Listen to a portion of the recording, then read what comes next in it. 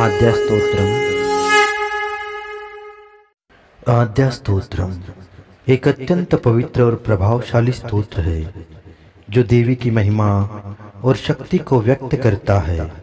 इस स्तोत्र के पाठ से व्यक्ति को न केवल भौतिक बल्कि मानसिक और आध्यात्मिक शांति प्राप्त होती है। यह स्तोत्र विशेष रूप से भय, रोग, दरिद्रता और मानसिक विकारों से छुटकारा दिलाने के लिए अत्यंत लाभकारी है। आद्या स्तोत्रम में देवी के विभिन्न रूपों की स्तुति की गई है, जैसे कि दुर्गा, काली, महाकाली, भवानी तथा अन्य देवी स्वरूपों का ध्यान और उनका पूजन। इसके नियमित पाठ से जीवन में समृद्धि, सुख और रक्षा की प्राप्ति होती है। यह स्तोत्र व्यक्ति को मृत्यु, रोग और अन्य भयकारक स्थितियों से मुक्त करता है। बिना संतान वाले व्यक्ति यदि स्तोत्र का श्रवण या पठन करते हैं तो उन्हें संतान सुख की प्राप्ति होती है। विशेष रूप से युद्ध या अन्य संघर्षों में यह स्तोत्र विजय की प्राप्ति दिलाता है।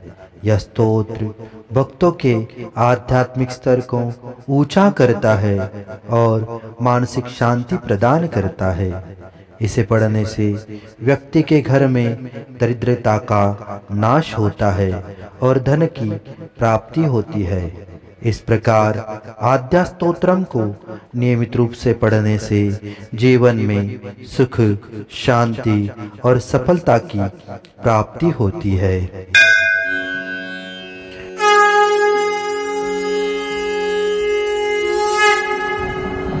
ओम नमः आद्यायै शृण्वत्स प्रवक्ष्यामि आद्या स्तोत्रं महाफलं यः पठेत् सततं भक्त्या स एव विष्णुवल्लभ मृत्युर्व्याधिभयं तस्य नास्ति किंचित् कलो युगे अपुत्रा लभते पुत्रं त्रिपक्षं श्रवणं यदि दौमासो बन्धना मुक्ति विप्रवक्त्रात् श्रुतं यदि मृतवत्सा जीववत्सा षण्मासं श्रवणं यदि नौकायां संकटे युद्धे पठनाञ्जयमाप्नुयात् लिखित्वा स्थापयेत् गेहे नाग्निचौरभयं क्वचित् राजस्थाने जयी नित्यं प्रसन्ना सर्वदेवता।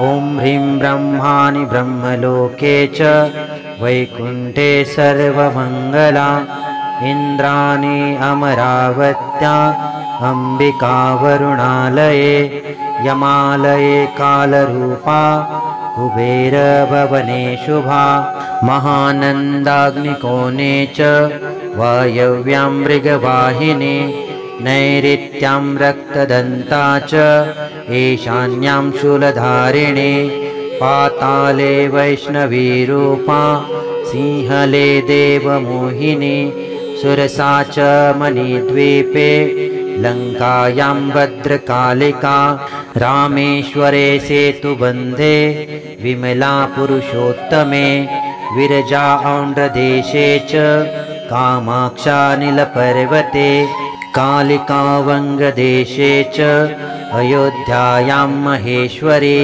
वाराणस्याम् अन्नपूर्णा गयाक्षेत्रे गयेश्वरी कुरुक्षेत्रे भद्रकाली वज्रे कात्यायनी परा द्वारकायां महामाया मथुरायां माहेश्वरी क्षुधा त्वं सर्वभूतानां वेला त्वं सागरस्य च नवमी शुक्लपक्षस्य कृष्णसैकादशी परा दक्षसाधुहिता देवी दक्षयज्ञविनाशिनी रामस्य जानकी त्वं हे रावणध्वंसकारिणी चण्डमुण्डवधे देवी रक्तबीजविनाशिनी निशुम्भशुम्भमथिनी मधुकैटभघातिनी विष्णुभक्ति प्रदा दुर्गा सुखदा मोक्षदा सदा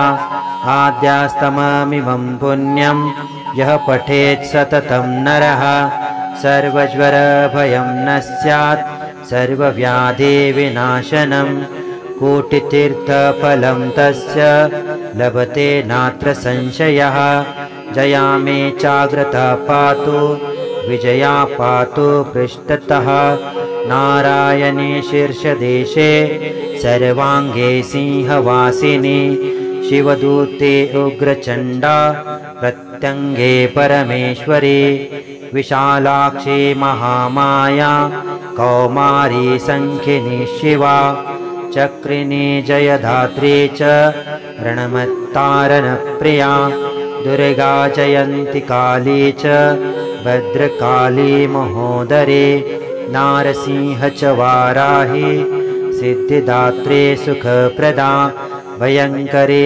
महारौद्रे महाभयविनाशिनी। इति ब्रह्मयामले ब्रह्मनारदसंवादे आद्यास्तोत्रं समाप्तम्। ॐ नमः आद्यायै ॐ नमः आद्यायै ॐ नमः आद्यायै।